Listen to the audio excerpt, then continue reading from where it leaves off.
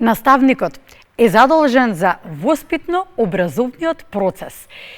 Ја заокружуваме темата денеска која што ја посветивме на оваа прекрасна професија наставник, учител, професор, како сакате.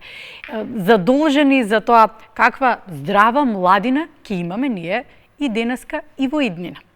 Сега да ја заокружиме темата онака како што доликува, професор доктор Елизабета Томевска-Илиевска од Институтот за педагогија на Филозофскиот факултет при Универзитетот Килир и Методи во Скопје е мојот соговорник во продолжение. Добро утро. Добро утро, Јована. Добро утро на сите наши гледачи. Би се надоврзала здрава и среќна младина. Во ова што го кажавте, среќна младина. Да. Посебно ми е драго што еве во утринските часови од оваа работна недела вашиот медиум одвои простор да се дискутира токму во име на вчерашниот светски ден на учителот, зашто го честитам, се бројувам и јас во тие учители, во тие даскали, и при тоа сметам дека треба за оваа професија, за нивната значеност и за нивната работа треба секојдневно и сеопфатно да се говори, но и да се промовира како професија. Каков е профилот на наставникот, професорке? Денеска, дали ќе зборуваме за учители, за воспитувачи, за педагози, за професори, сите ние имаме една мисија, тоа е просветителската мисија. Јас многу пати со моите студенти, но и со на наставниците кога сум учествувам во нивното стручно усовршување преку различни обуки, семинари, конференции, работилници и така натаму, говорам дека тие се малтене нашите нобеловци. Многумина ја нарекуваат тивка професија, но тоа е, морам да кажам, многу често беше и утрово искористен зборот најблагородна, и јас би се надоврзала и незаменлива професија која што има голема привилегија, но и голема одговорност, бидејќи ги гради личностите, а индиректно и општеството. Иако смееме да кажеме дека, иако ја нарекуваат тивка професија, меѓутоа да не заборавиме дека наставничката професија, наставниците се и агентите всушност на економскиот раст и развој и на цело општество, ако сакаме посредни или непосредни креатори. Професорке, со какви предизвици секојдневно се соочуваат наставниците денеска? Поставувате навидум лесно, меѓутоа многу тешко и многу комплексно прашање, бидејќи професијата наставник навистина е многу динамична, како што кажав на почетокот, е многу одговорна. Секогаш кога говориме за професијата наставник, треба да знаеме дека тие се на браникот помеѓу теоријата и практиката. На браникот преку сето она што значи нови стратегии, нови реформи, нови наставни студиски планови и програми, браникот помеѓу овие категории и категоријата на оние за кои што сите ние денеска сме тука, а тоа се всушност нашите деца и нашите ученици. Кога размислував на темава за која што денеска и говориме, се обидов да направам една листа на зборови кои што по своето значење би представувале глаголи, а кои што ќе осликуваат работата на наставникот. Тој учи и подучува, најважно воспитува, следи, вреднува, оценува, планира, организира, реализира настава. Тој што ги мотивира, проценува, чита, пишува, креира, внесува иновации, тој е тој што им се обраќа на учениците, ги проценува какво е нивното расположение, кои се проблемите, можеби потешкотиите на кои што наидуваат во процесот на учењето, меѓутоа во процесот и на воспитувањето, и така натаму, и така натаму.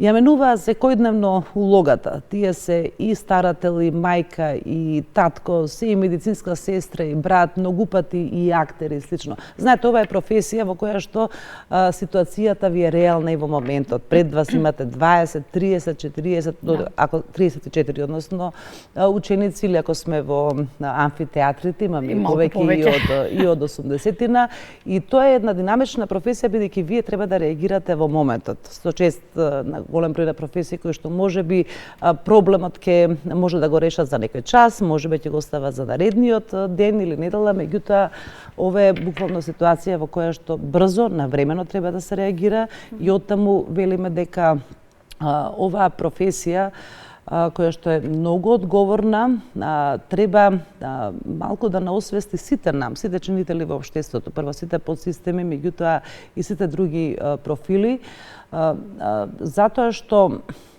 знаете, наставникот е тој кој што проценува, креира и во моментот, да кажеме, добро планира својата работа, меѓутоа реализира и во контекст на тоа што го има како средина. Знаете, децата, учениците, студентите не доаѓаат од средини со различно образовно, со различно културолошко, со различен економски, социјален статус и така натаму. А при тоа во изминативе, би кажала, не години и децении, некако велиме дека наставниците само образуваат. Не, наставникот воспитува и образува. Воспитанието и образованието ни се основни стожери во педагогијата и велиме дека тие се наоѓаат во еден диалектички однос и оттаму поздравувам кога вие во најавата споменавте воспитно образовната улога и затоа ја апелирам да говориме за воспитно образовни системи и така натаму и така натаму. Постои ли тогаш систем за евалуација на наставниците? И каков треба да биде тој систем? Јована, вие во 15 на минути начнувате теми за секоја од овие теми. Јас се обидувам да го искористам вашето присуство во целост. Има простор за цели дебатни и повеќе минутни емисии. Верувам, да. Така е. Секако дека и професијата наставник треба да биде евалуирана. Меѓутоа тука треба исто така да бидеме многу внимателни и бидејќи секоја измена значи дел од реформа, дел од стратегија, дел од концепција, тоа значи повлекува еден систем на изменување на закони, на подзаконски акти. Ке се навратам на прашањето, не го избегнувам.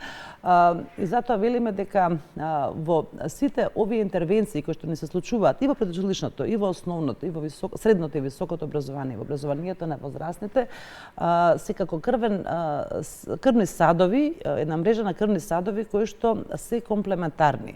Така што кога правиме измени, кога се носат нови стратегии и реформи, треба да сме многу внимателни и не смееме да брзаме. Зошто го велим истото? Затоа што тие наставници кои што не се сега активни субјекти во воспитно-образовниот процес, повторно велам, независно дали се во предучилишно, основно, средно или високо образование, тие ги подготвува високото образование.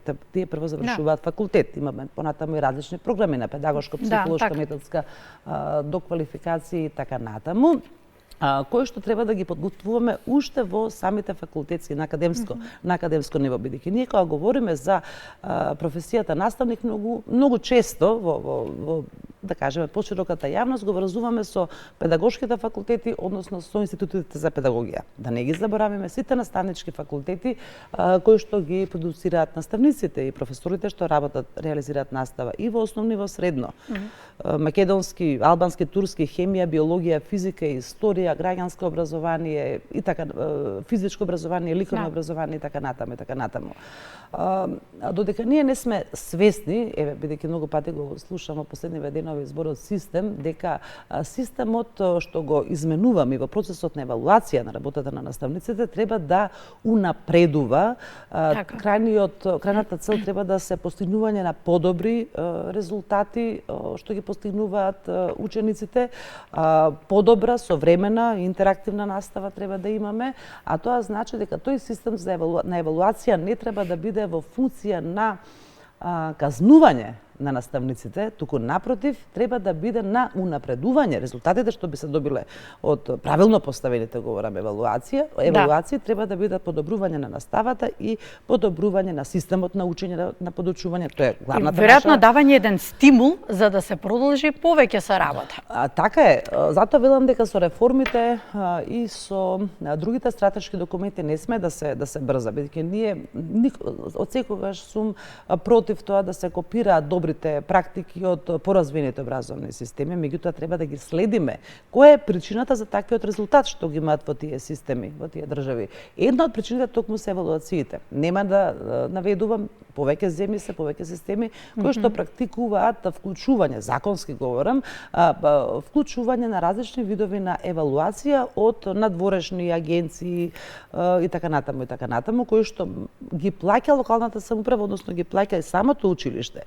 При тоа, ниту учениците, ниту наставниците не се информирани на денот, на пример, една од формите на евалуација вие тестирањето, но не е единствен начин да се евалуира. Сакате да кажете изненадно.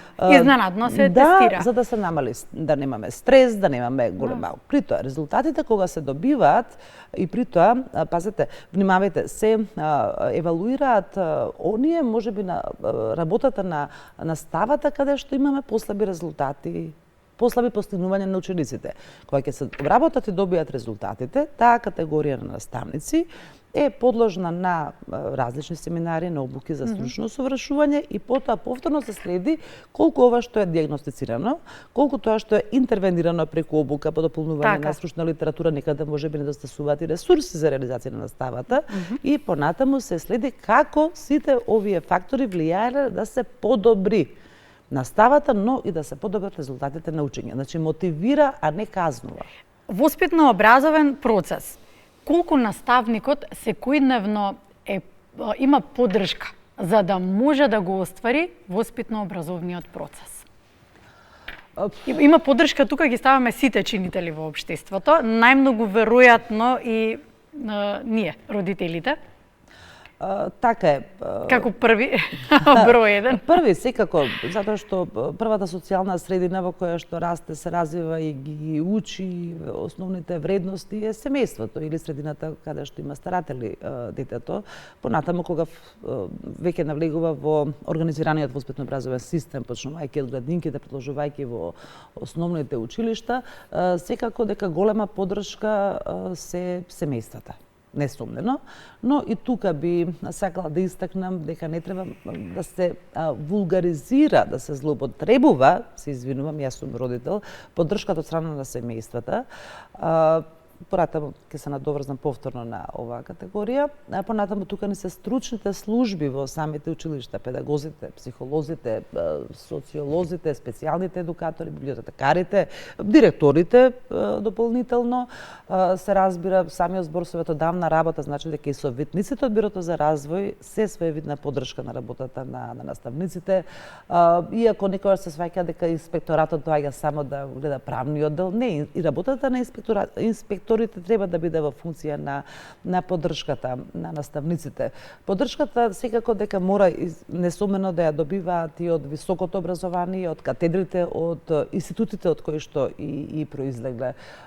Голема поддршка имаат и големите форми на нивно како даватели на услуги за нивното стручно и професионално усовршување. Тоа е поддршка, знаете, во нивниот стручен дел. Поддршка се и колегите од Центар за стручно образование и обука и од државниот испитен центар и така натаму. Меѓутоа, јас и покрај оваа поддршка што добиваат, никогаш не е доволно. Секогаш може да биде поинтензивна таа поддршка, поквалитетна, секако, мора сите ние да сме самокритични. Да. Меѓутоа, би апелирала некако и малку да ги оставиме наставниците да дишат, стручно да дишат, бидејќи знаете, на почетокот кажав дека тие се на браникот помеѓу се тоа што се случува од друга страна, теоријата, практиката, реформи, стратегии, концепции, нови учебници, нови модели на планирање, да не навлегувам, да не ја потоваруваме и поголемата јавност. Тие имаат своји цели кои што ни се предвидени согласно нашите национални наставни програми. Затоа велиме дека имаме целно насочена настава. Треба да ги реализираат целите, а целите не се само образовни, имаме и воспитни цели и така натаму, ако говориме па сега и во односи на воспитната компонента, да размислуваме на моралното, на естетското, на интелектуалното, на работното, на емоционалното, социјалниот развој и така натаму, односно воспитание.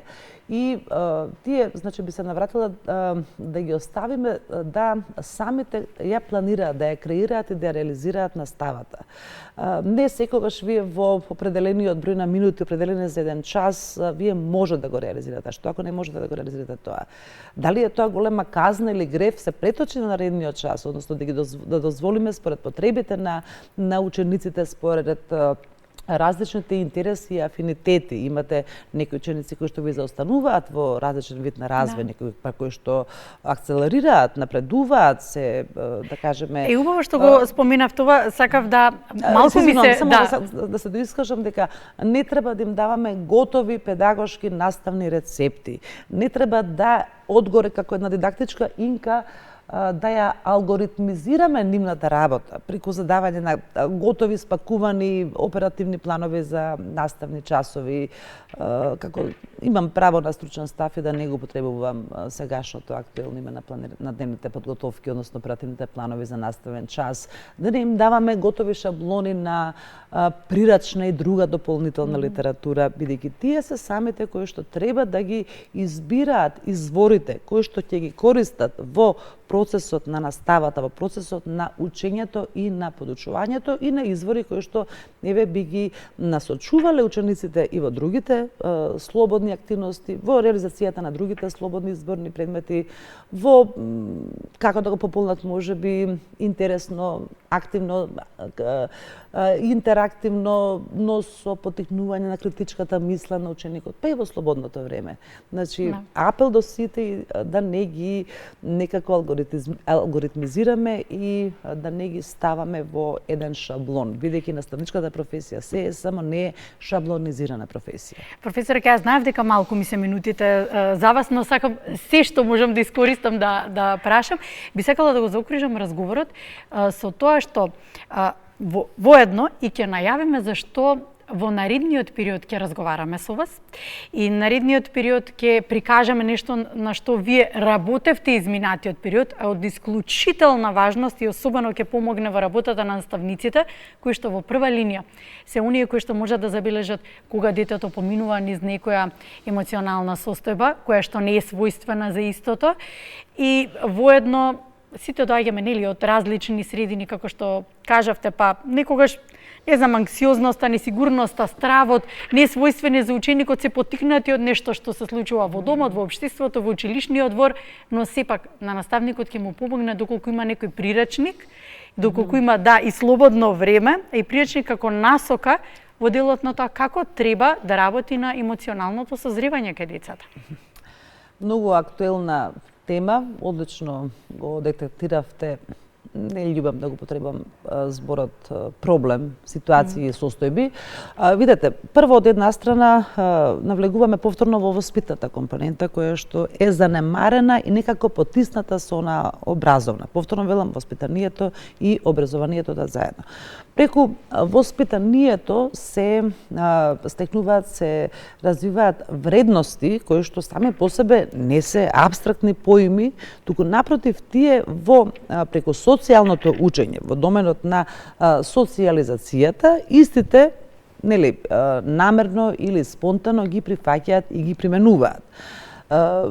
Ние сме еден воспитно-образовен систем кој што има традиција во овие воспитни вредности, само треба можеби да се потсетиме на нив, да ги актуализираме согласно со развојот на науката. Некои од нив сега имаат и своји нови имиња за кои понатаму и би говореле. И од тука се навраќам на претходно поставеното прашање, голема е поддршката на наставникот што треба да има од педагогот, односно од психологот и во градинките, и во основните, и во средните училишта. Ме потсетивте дека на 30 септември токму секцијата на педагози на основни училишта на град Скопје, символично има гласот на педагогот. Имавме состанок во општинското основно училиште Димитар Македонски во општина Аеродром, каде што говоревме токму за воспитната компонента, односно стратегија на оваа секција е да последниве овие 2 години во рамките на нивните програми ја актуализира воспитната програма, па дури и преку изработка и на прирачник за воспитание. Таа е темата за која што ви закажувам следно гледање. Така, еве вака и јавно, да. Да. И благодарам. Ние во овој последниот период нели секогаш да тргнеме од себе што ние работиме. Убаво е секогаш да теоретизираме и празни флоскули, меѓутоа заедно со колешката професор доктор Ана Фрицхан, која што ни е развоен психолог од филозофскиот факултет, а со голема на иницијатива и на голема поддршка со Светската здравствена организација и подготвивме прирачник кој што ќе биде образовна поддршка со наставни материјали за реализација на изборниот предмет Учам за моето здравје, која што се реализира во 7 одделение. Тоа е официјален наставен план и програма кој што е објавен изготвен од Бирото за развој на образование и секоја чест на авторите со кои што можеби со нив и да настапуваме, кои што се одважиле, детектирале и повторно велам со поддршка на Светска здравствена организација ја изготвуваат оваа програма. Овие теми кои што вие ги начнавте всушност, иако има статус на слободен изборен предмет,